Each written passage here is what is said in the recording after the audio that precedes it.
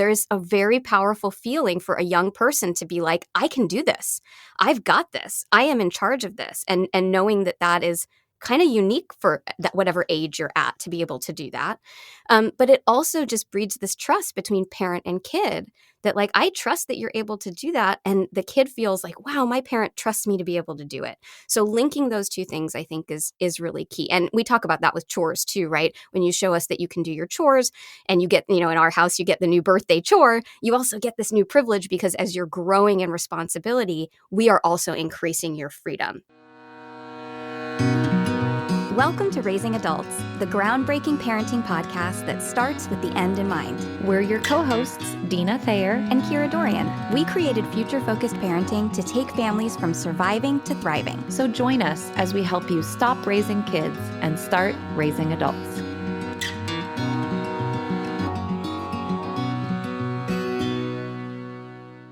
Hello, future-focused parents. Welcome back to another episode of Raising Adults. Kira's over there in her laundry room, and I am here recording literally in a coat closet. This is what it's come to, people. But you know what? The sound is great, and I'm cozy. All right? So that's what's happening. And we are excited to be back with you again today. We've had a couple of great milestones in the last few months with our 100th episode and just seeing some great increases in downloads. We're loving the engagement with you all. Thank you to those of you who've become members and joined the FFP family. It's just been a really fun time. And as we continue into this new year, we have a couple of other exciting things to share with you really quick. And then we're going to dive into today's topic, which is fostering responsibility and how we help our kids develop that sense of being responsible for things and tasks and their own roles in our family. So this should be a really good conversation. But first, I do want to make you aware of a new program that we're rolling out. And Kira and I just recently recorded a program on parental unity. So parenting on the same page. And we have found this topic really bump up in popularity in recent months. I think that makes sense with everything people have been going through, that it's really become evident. I think some of the current situation has just made those gaps in our parental unity more evident because now we were with each other so much more in those first several months with stay-at-home orders and all of those things that come with the pandemic. But beyond that, what a great time then to lay a foundation to do this better even going forward. So what we did is we've recorded it with the slideshow so you can see all the slides with the information on them point by point. We build a great acronym with a lot of steps toward parental unity. I love those acronyms as the word nerd. So you can't do future-focused parenting without acronyms.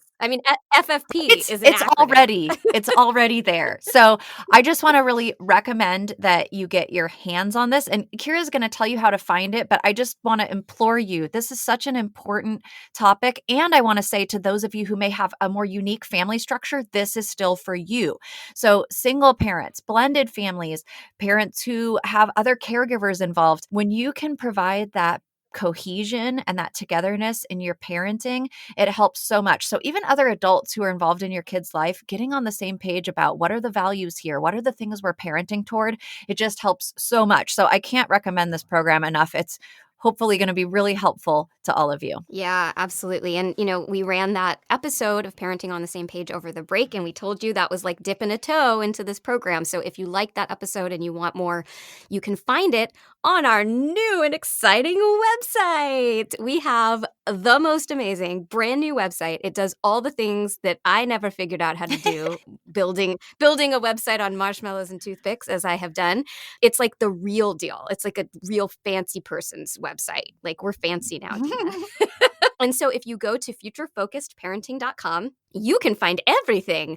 You can listen to the show there. Our transcripts are on there. Everything is now transcribed and up on the website. So if you prefer to read an episode, it's available to you. You can also access all of our digital resources. They're all in one spot, which is so fantastic. Our members can actually access our Patreon stuff on there. It's phenomenal. So if you go to the website, click on digital resources, that's where you'll be able to find the new program. program, and that is futurefocusedparenting.com. You can also check out membership while you're there. And just a special shout out to our newest member, Kate. Thank you so much for joining us. We are so happy to have you as part of our family. And I cannot tell you, you guys, I've seen some of just the beta pages of this website. I'm so excited for you because I think it also makes the user's experience better. It's just the navigation is easy. It looks really clean and fun. So we're really excited about it. Please go visit our website, even if you just want to peek at it, because it's awesome. Yes, and shout out to Eric Luce for designing Yes, it. Eric. And you can check him out at ericluce.com. All right, should we talk responsibility? Yes, please. I love this topic so much. This is such a huge value in our home, and I know it is in yours too, so I'm excited I even have bullet points today. This should tell you how much I value this topic, because usually Deana comes with like neatly organized thoughts, as you know, because you hear me rabbit trail. And I actually came with neatly organized thoughts today. Now, I will likely still rabbit trail, but most of what I say will hopefully be neatly organized today. That is amazing. And that really tells us how important it is to you when you're like, I am determined to get some points out. And I'm not just going to go on that cute walk and hike that you always like to take us on, which I quite relish the walks. I need them. So they're very important. But I'm glad to hear that. I'm excited to hear your points.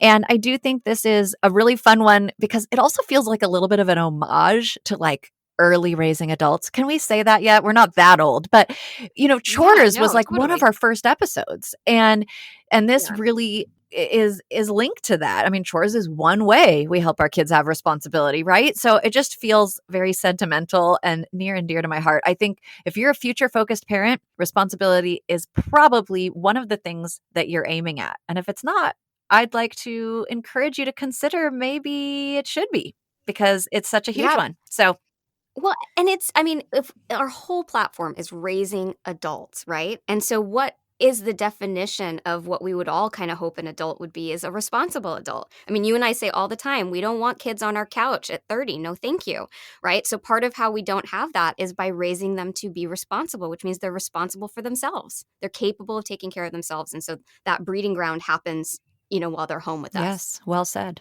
So see how I put a period there? Impressive. I'm getting better. So you've actually segued me into my why. I mean, this links to my overarching why of raising kids who become adults of character and integrity. And to me, responsibility is a trait that would be encompassed in a person who has strong character, that they're responsible, that they take ownership for the tasks and obligations before them.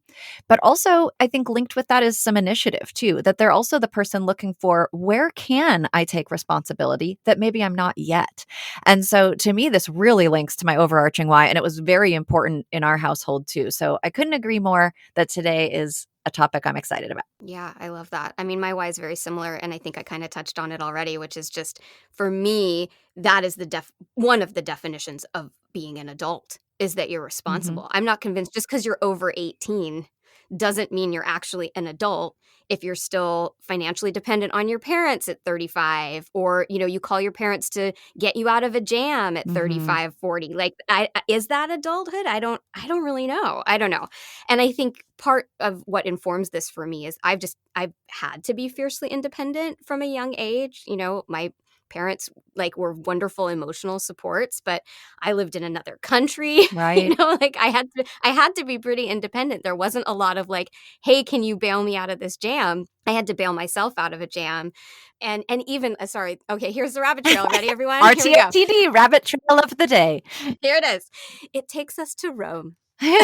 Today's rabbit trail takes us to Rome.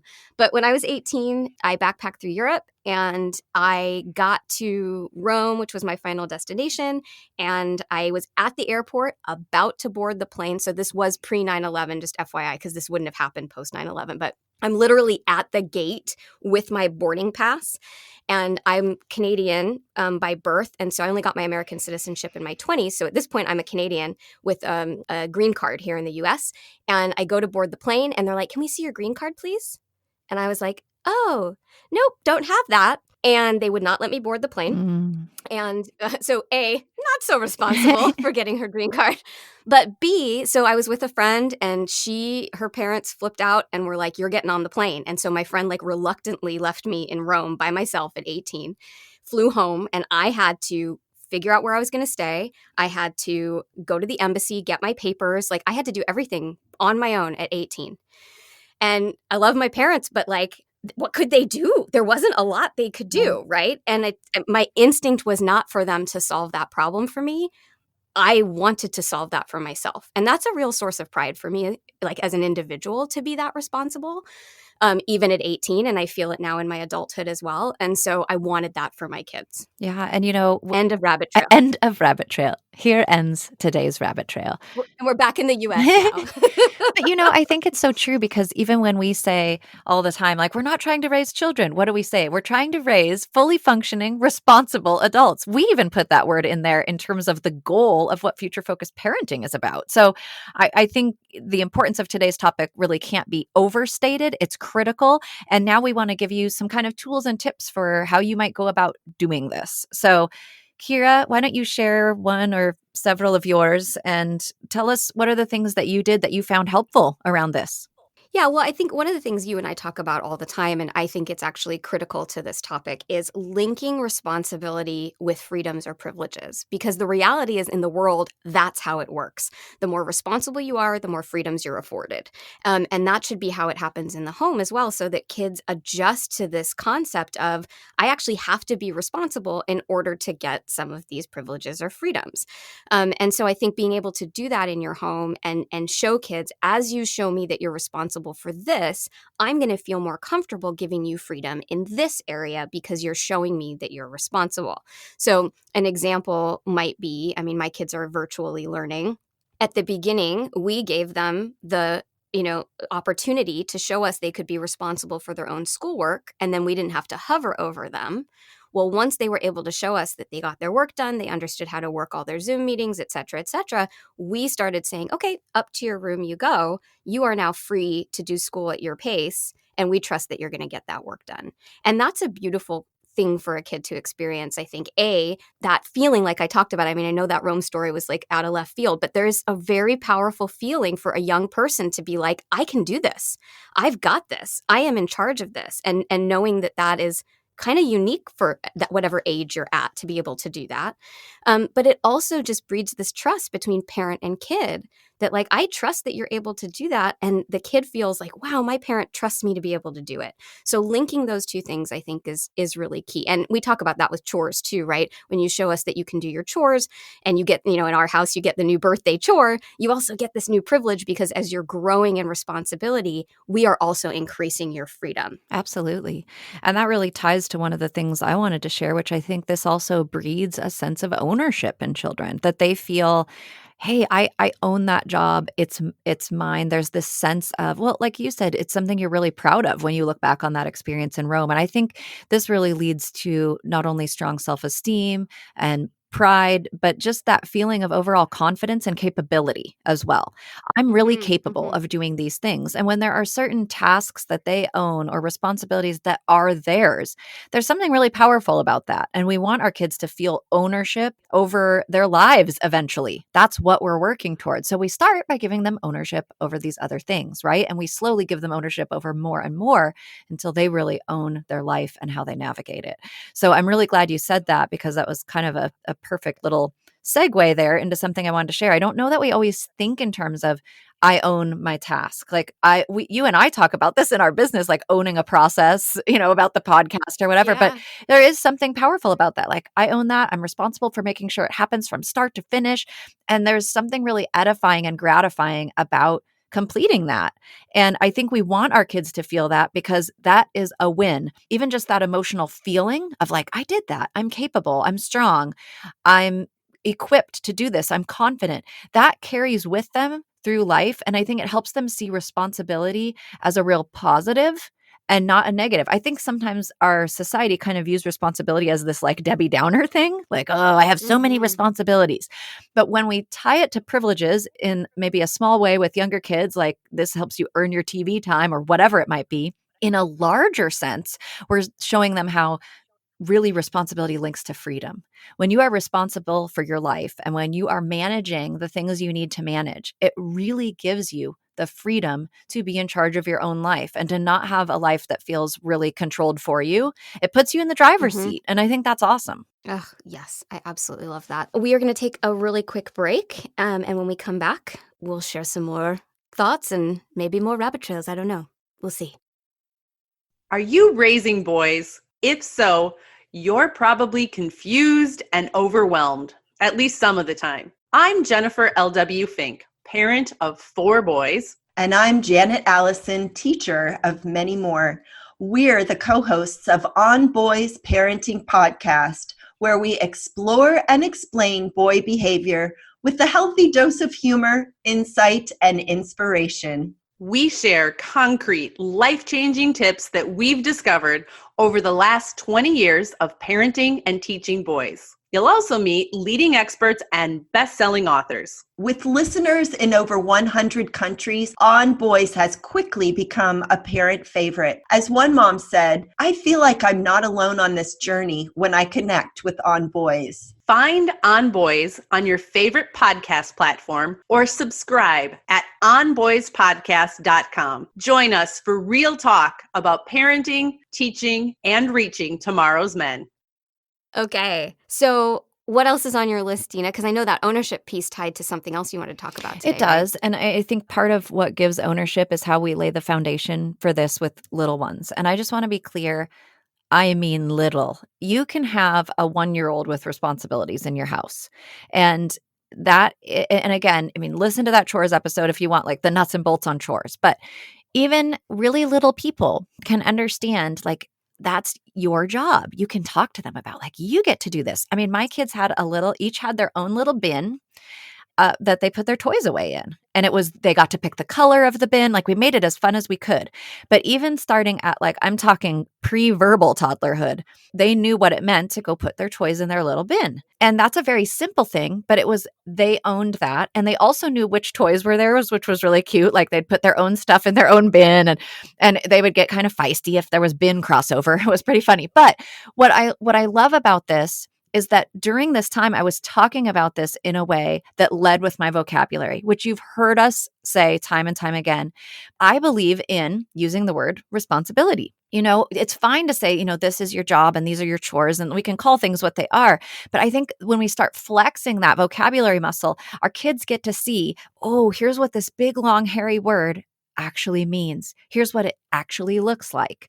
And then I can't also tell you how super cute it is once they absorb that, because I loved when my kids would like want to do their job and they'd be like, that's my responsibility. And it was so great. So I never regretted like using those real words. And we talk about this about values too. If you've got big words on your values list, diligence, integrity, assertiveness, whatever it might be, use those words.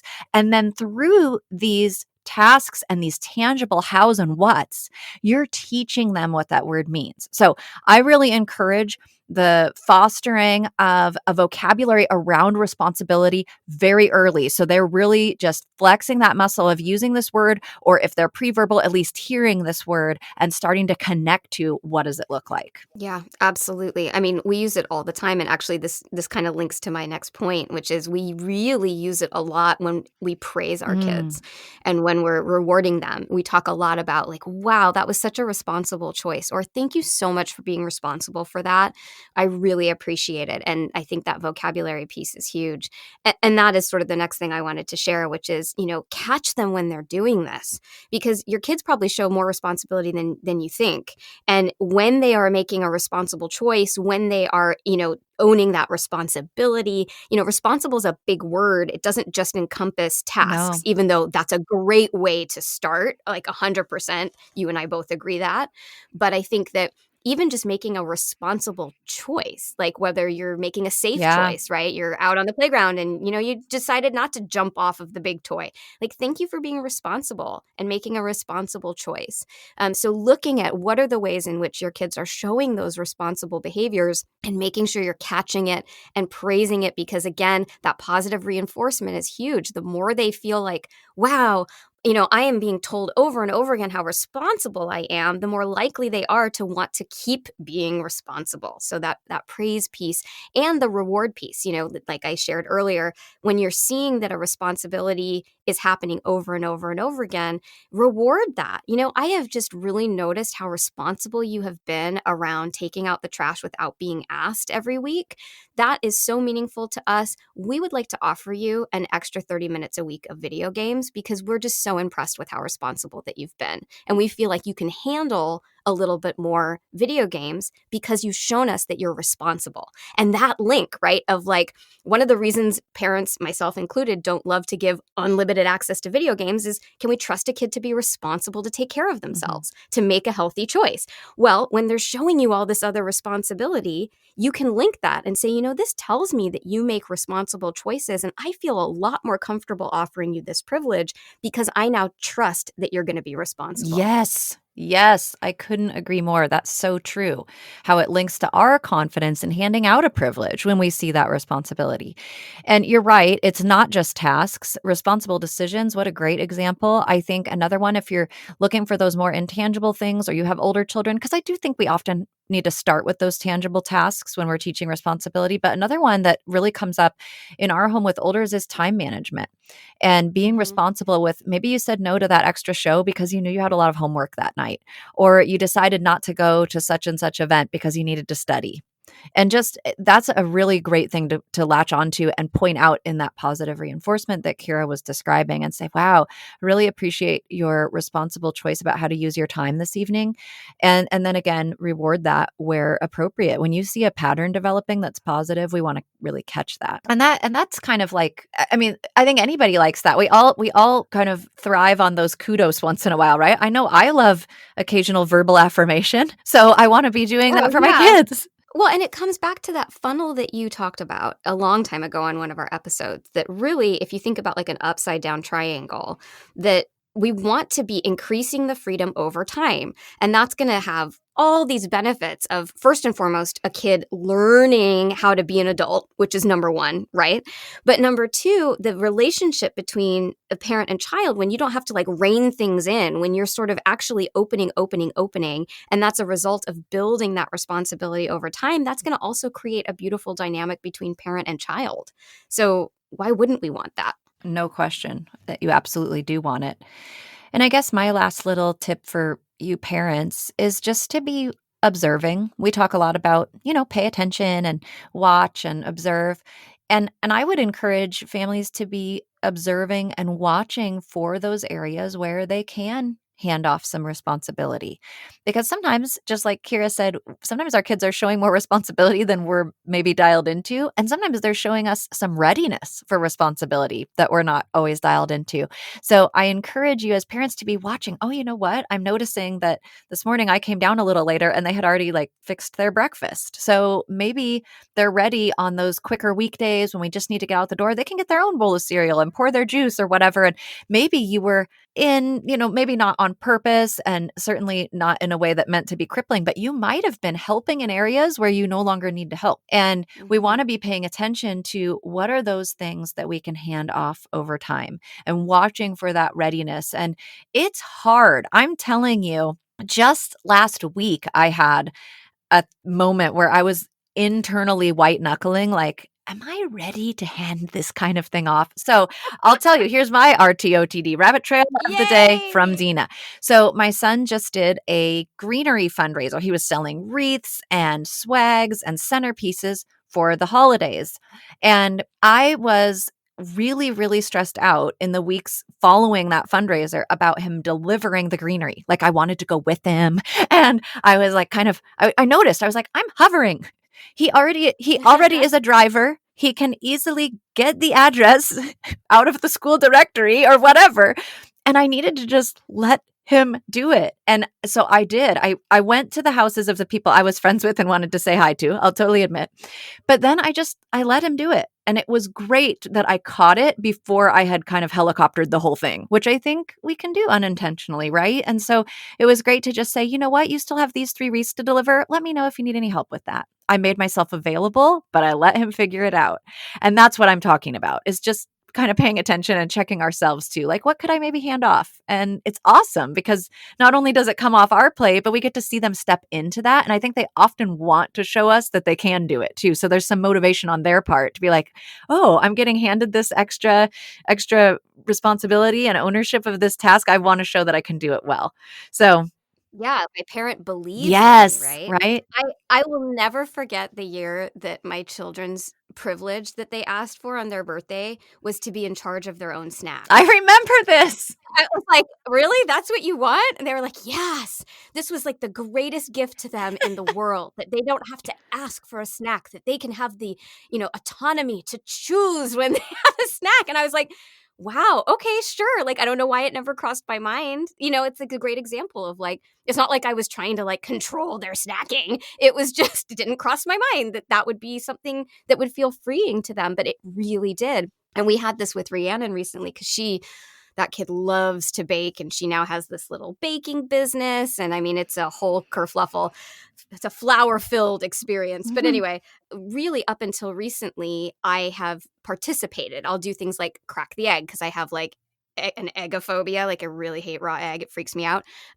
So I would like crack the egg for her, and she would do all this other stuff. But like, there were little pieces of it that I would still like hover over, just like you said. And then the other day, she was like, "I think I'm just ready to crack my own egg, Mom." Yeah.